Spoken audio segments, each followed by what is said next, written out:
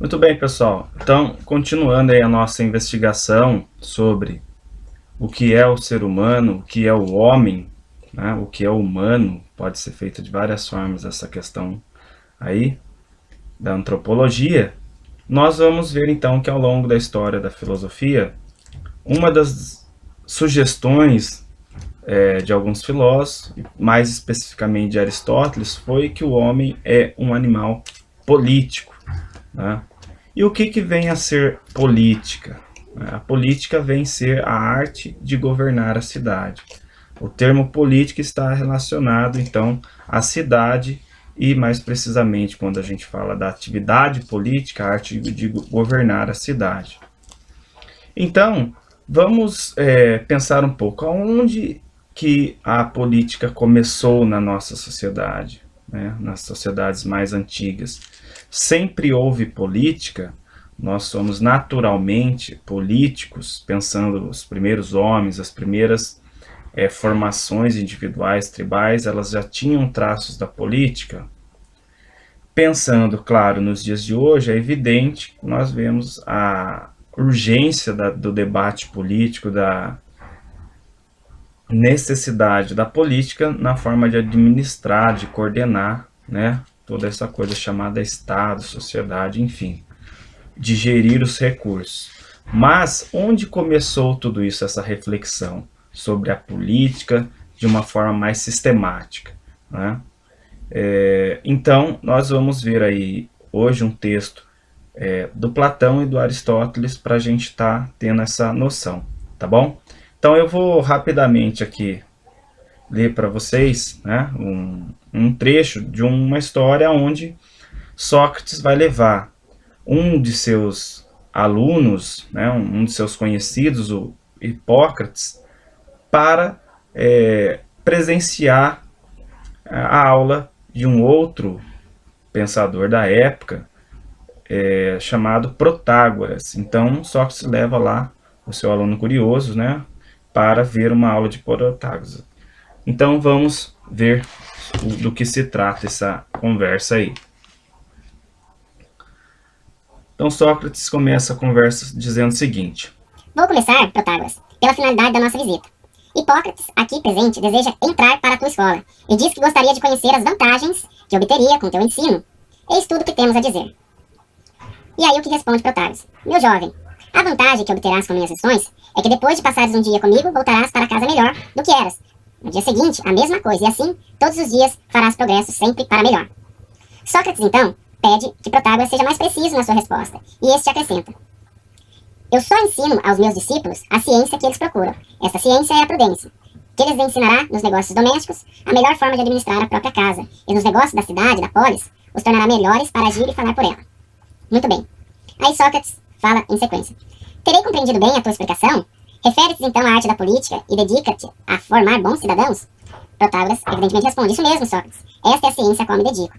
Então é importante nós termos uma definição, né, de que a política é a arte de formar bons cidadãos, né? Muito bonito a ideia de Protágoras. Vamos continuar. Sócrates então passa a questionar Protágoras sobre a real possibilidade de ensinar a virtude da mesma forma como se ensinam outras artes, como a da medicina ou a de tocar flauta, e desafia Protágoras a demonstrar que ensinar a arte da política é, de fato, possível. Então aí é interessante, né? É possível ensinar a pessoa a ser boa, né? É possível ensinar alguém a ser bondoso, a ser justo, a ser honesto,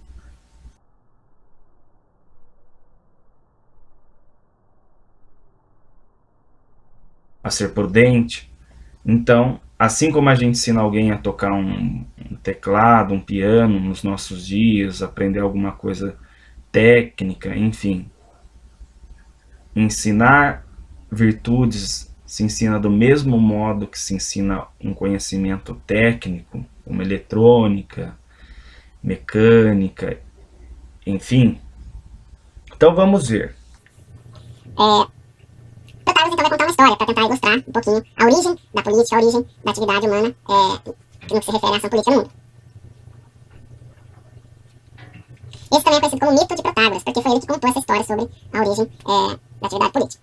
Então eis a história aí. Protágoras vai contar para tentar ilustrar, responder a pergunta socrática de que se é possível ensinar as pessoas a serem boas cidadãs. Os deuses haviam terminado a criação das várias criaturas, dos animais, do mundo, mas ainda tinham que lhe dar vida. Para tanto, chamaram dois irmãos, Prometeu e Epimeteu, para realizarem a seguinte tarefa: distribuir os dons para as diversas espécies, de maneira equitativa e igual, para que se garantisse que uma espécie não acabasse por destruir a outra. Epimeteu convenceu o irmão a deixá-lo fazer a distribuição dos dons e depois chamar Prometeu para apenas conferir a obra. Então, olha só a situação, né? O cara, deixa que eu faço o serviço aí, eu distribuo certinho, falou Prometeu. Bem, Epimeteu fez a partilha, dando a uns a força e não a velocidade, a outros a velocidade, mas não a força. Deu recursos a alguns e não a outros, a quem doou outros meios de sobrevivência. Esses cuidados visavam evitar a extinção de cada raça. Quando Prometeu veio examinar a distribuição dos recursos, viu as várias criaturas bem providas de tudo quanto o homem encontrava-se nu. Melhor dizendo, vamos recapitular isso daí. Quando Prometeu, foi feita a distribuição, então Prometeu veio examinar a distribuição dos recursos e viu as várias criaturas providas de tudo, enquanto o homem encontrava-se nu, descalço, sem proteção ou armas. Sem saber o que fazer, roubou dos deuses o domínio do fogo e das artes e presenteou o homem. Assim, o homem ficou com as técnicas para se conservar vivo, mas sem a arte da política. Então, aí o homem, uma das suas primeiras atribuições foi, então, o domínio do fogo para, então, criar as suas artes, suas técnicas. Porém, ele ainda não tinha a arte da política. Por esses favores os homens, Prometeu foi severamente punido mais tarde. Bem, com o que tinha, o homem articulou a linguagem, construiu casas, inventou a agricultura, mas isolados, continuavam frágeis, diante dos perigos da natureza. E quando procuravam reunir-se em segurança, fundando cidades, faziam mal uns aos outros, pois não tinham os saberes da política, e assim se dispersavam e acabavam por morrer. Muito bem.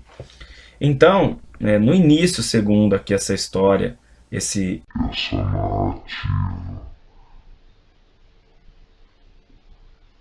de Protágoras, o homem não é político por natureza. Ele tem o dom de transformar a natureza em até certo grau, o que ele chama aqui de artes, essa manipulação dos elementos da natureza de uma forma primeira, mas não tem a arte ainda de articular-se politicamente.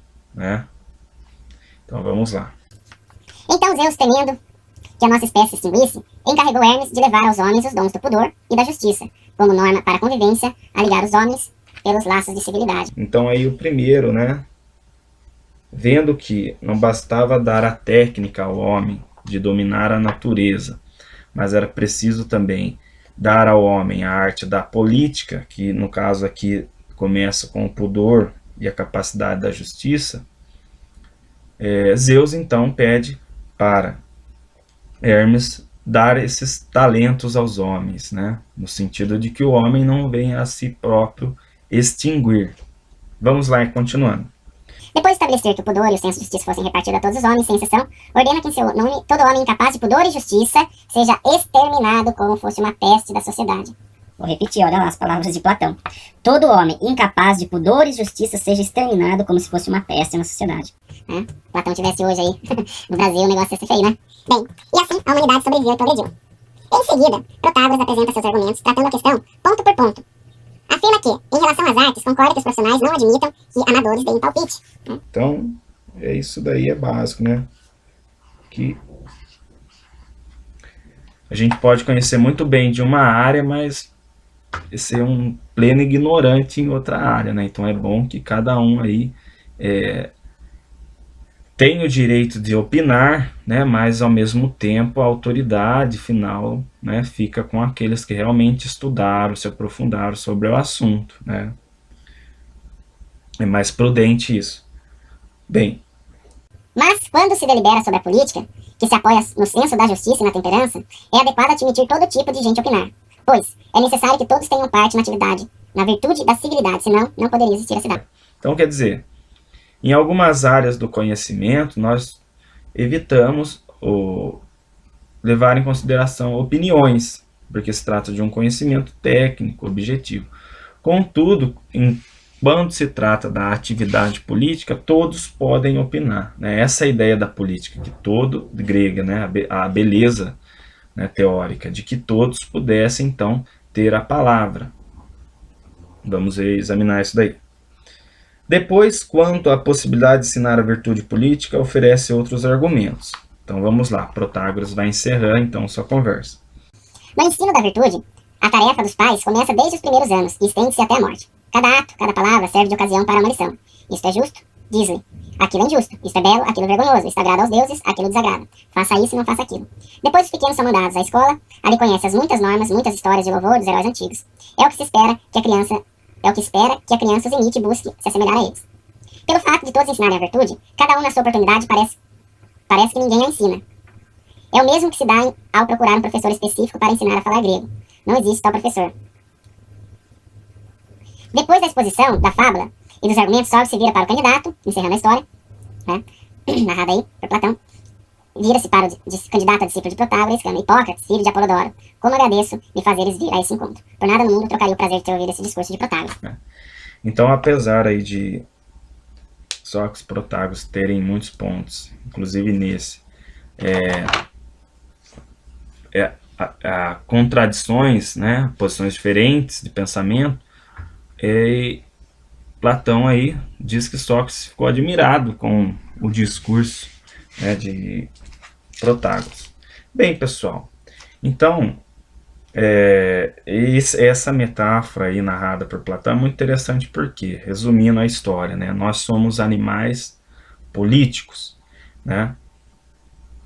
Nós temos uma sociedade onde as pessoas acham que política é só votar de 4 em 4 anos, quando na verdade a política começa dentro da família, nas decisões, nas regras, quem vai lavar a louça, quem vai lavar a roupa, quem vai ganhar presente, quem não vai, o que vai merecer ou não vai, celular não vai.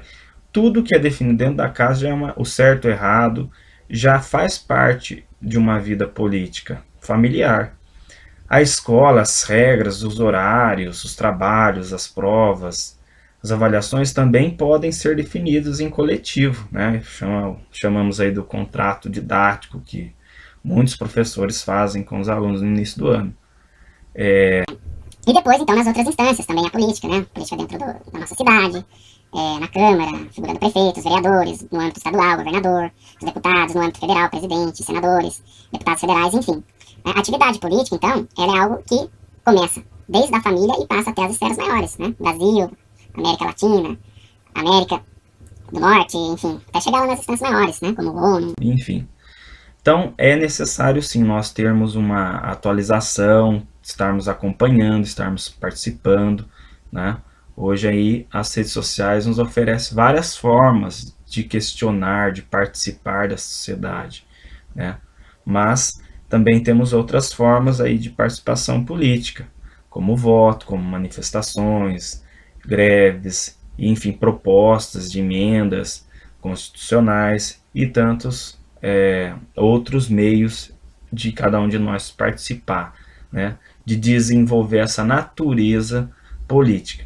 É interessante, né, que a história narrada por Protágoras diz que o homem não é por natureza político, né? Foi num momento, houve uma intervenção lá, Zeus viu que estava faltando alguma coisa, o homem só tinha técnica, então ele passa então a ter o dom da prudência e da justiça, e aí sim a política se desenvolve.